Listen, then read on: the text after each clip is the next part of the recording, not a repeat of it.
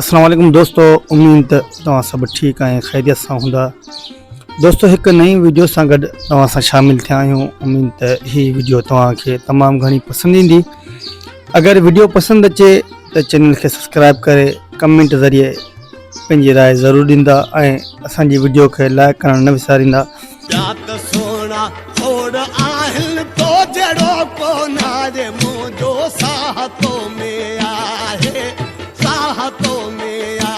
दोस्तों अॼु असां तव्हांखे कुझु कलाकारनि जूं ॻाल्हियूं था ॿुधायूं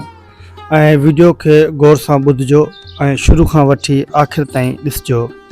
दोस्तों सिंध में यकतार जपड़ी जे राग खे उस्ताद जलाल चांडियो साहब खणी आयो।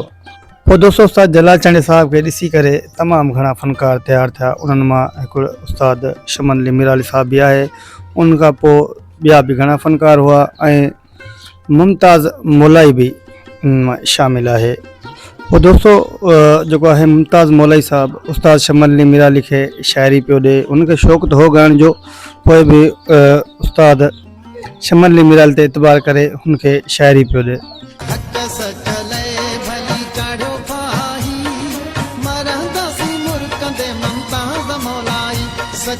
पोइ दोस्तों मुमताज़ मौलाई खे अॻिते ॻाइण जो शौक़ु थियो।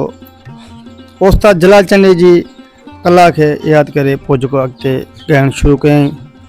पोइ मुमताज़ मौलाई साहब उस्ताद जा राग वॻाया। पोइ माण्हुनि खे ॿुधायो त मूंखे उस्ताद जो राग तमामु घणो पसंदि आहे।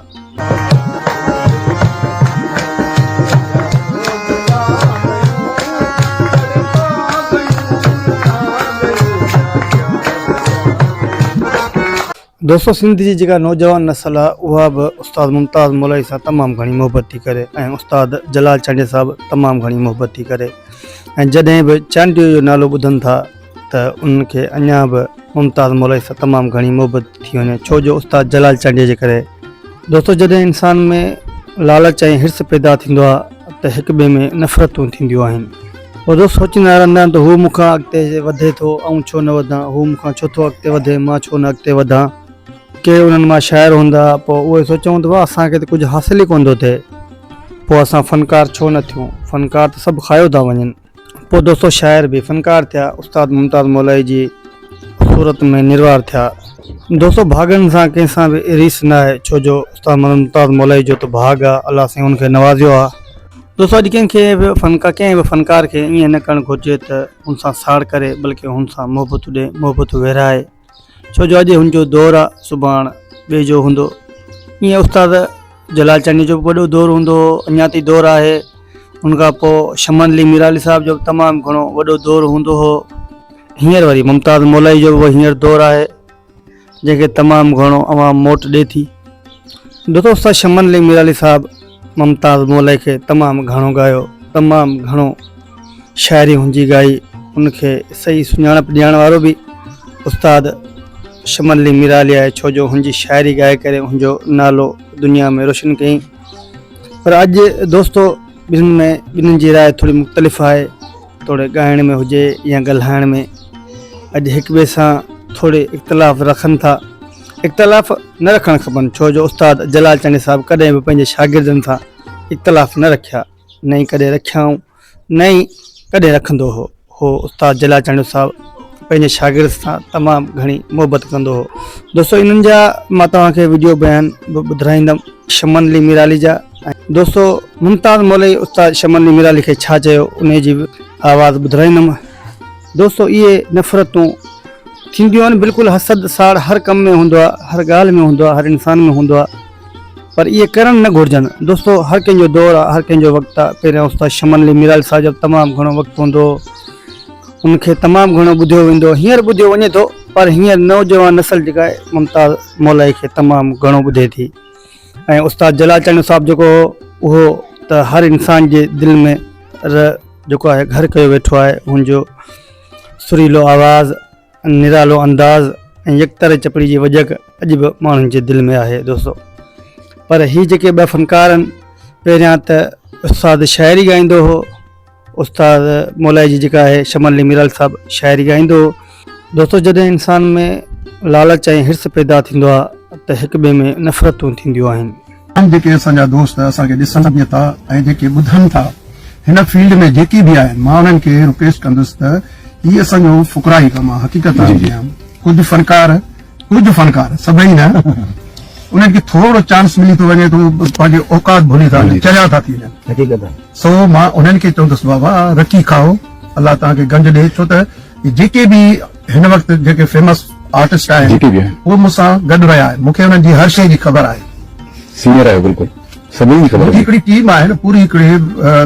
जेके बि शाइर हिन वक़्तु ॻाइनि था शाइर या कुझु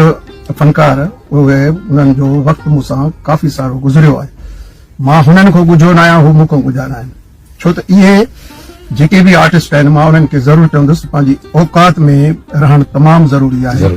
छो त ही असांजो कमु इलाही फुकराई कमु आहे यकीन कयो न ऐं वरी हिन जो नशो अहिड़ो आहे हीअ ॻाइण वॼाइण जेको आहे न ऐं ग़रीब माण्हू वटि जो पैसो वठी थो वञे शोहरत मिले थी उहो चवंदा असां हुयासीं अहिड़ा ई पर इहो जेको आहे न इलाही इन ॻाल्हियुनि खां मूंखे एलर्जी आहे सो मुंहिंजो फर्ज़ आहे सीनियर जे हिसाब सां भले रिकॉर्डिस्ट आहिनि जेके रिकॉर्डिंग करनि था उन्हनि जो बि अॼुकल्ह दिमाग़ थोरो आउट लॻो हुननि खे बि थोरो मां नसीहत कंदुसि त बाबा हद में रही सीनियर खे इज़त ॾियो जेको सुरीलो आहे उनखे इज़त ॾियो हिक ॿिए सां प्यार मोहबत जेका आहे न उनखे क़ाइमु दाइमु रखो बाक़ी हर हिक जो पंहिंजो नसीब आहे कंहिंखे थोरो कंहिंखे घणो आहे त हुनजी ॻाल्हि वांगुरु थोरो पेट खे भरणो न त असां पाण में जेके आर्टिस्ट जेके बि आहियूं असां में हिक ॿिए में मोहबत जो जेको आहे न रिश्तो जेको आहे उहो क़ाइमु दाइमु रहे दोस्तों मुमताज़ मौलवी उस्ताद शमन मिराली खे छा चयो उन जी अस्सलाम वालेकुम दोस्तों मूंखे तव्हां सुञाणींदा हूंदव तव्हांजे दुआनि जो तलबगार मुमताज़ मौलवी नाचीज़ बंदो तव्हांजो फादर मौला सलामत रखे मुंहिंजे सिंध वारनि खे मुंहिंजे पाकिस्तान वारनि खे के दोस्त मूंखे कल्ह खां वीडियो ते ॾिठुमि त औकात यादि ॾियारण ॻाल्हि माशाअल्लाह अल्लाह पाक उन्हनि खे ख़ुशि रखे उन्हनि जेको शाही गाननि में जनमु वरितो आहे शुरू खां उहा बि मूंखे ख़बर आहे ऐं उहो जेको ॼमंदे सुननि चमचनि में हुन खाधो आहे उहा बि मूंखे ख़बर आहे अल्लाह पाक उन्हनि खे पंहिंजी औकात में ख़ुशि रखे असांखे ॿिए खे औकात यादि ॾियारण मुंहिंजे ख़्याल में सुठो न हूंदो आहे हर कंहिंखे अलाह इज़त ॾींदो आहे हर कंहिंजे वक़्त सां हलणो खपे